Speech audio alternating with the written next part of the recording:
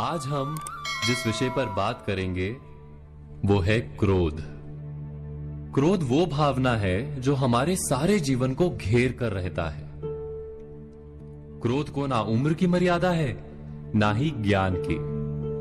कब, कहां और किस कारण से क्रोध पैदा हो जाए वो कोई नहीं जानता। और जब क्रोध जन्म लेता है तो तुरंत ही विचार करने की शक्ति खो जाती है।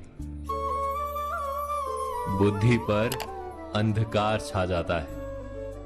वर्षों के संबंध पल भर में टूट जाते हैं। सारा जीवन बिखर जाता है। किसी भी कारागार में जाकर देखिए, अधिकतर अपराधी क्षण भर के क्रोध का दंड भोगते हुए दिखाई देंगे, पर फिर भी हम क्रोध पर अंकुश नहीं लगा पाते। बार बार हम क्रोध ना करने का प्रण तो लेते हैं, पर बार बार हमसे क्रोध हो जाता है। ये क्रोध वास्तव में क्या है, क्यों जन्मता है और क्यों अंकुश में नहीं रहता? उदाहरण के लिए आप एक बालक को देखिए। उसे किसी वस्तु की इच्छा होती है और उस समय अगर उसे वो नहीं मिलती या कोई उसे भयभीत करता है तो वो प्रतिक्रिया देता है।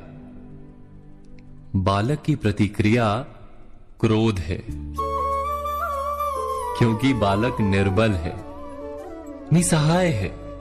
बालक अपनों से बड़ों को अपने वजूद का एहसास, अपने अस्तित्व की प्रतीति करवाने का प्रयास करता है क्रोध के माध्यम से। बड़े होने पर भी हम क्या ऐसा ही नहीं करते? क्या क्रोध हमारे भीतर बैठे बालक का प्रतिभाव नहीं?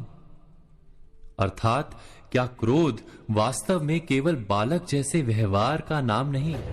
जब अहंकार को घाव होता है, जब भय लगता है, जब कोई वस्तु हमें प्राप्त नहीं होती, तब हमें क्रोध आता है, ठीक किसी बालक की भांति।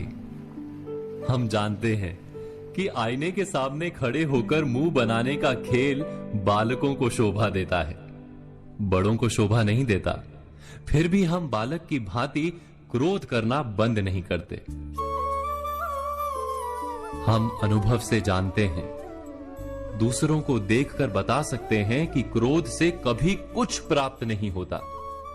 सम्मान हो, संपत्ति हो, प्रेम हो या सुरक्षा हो, क्रोध से नहीं मिलता। मिलता है तो प्रयासों से, कार्य करने से, बुद्धिपूर्वक विचार करने से। मनुष्य मात्र अपनी आदतों के अनुसार ही जीता रहता है। क्रोध भी आदत बन जाती है।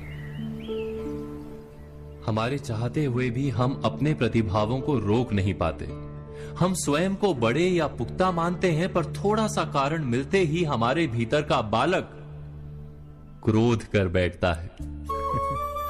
अर्थात क्रोध वास्तव में और कुछ भी नहीं, हमारी बालक बुद्धि का नाम है।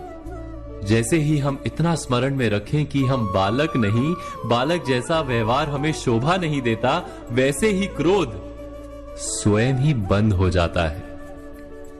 क्या ये सत्य नहीं? इस पर विचार मनन अवश्य कीजिएगा।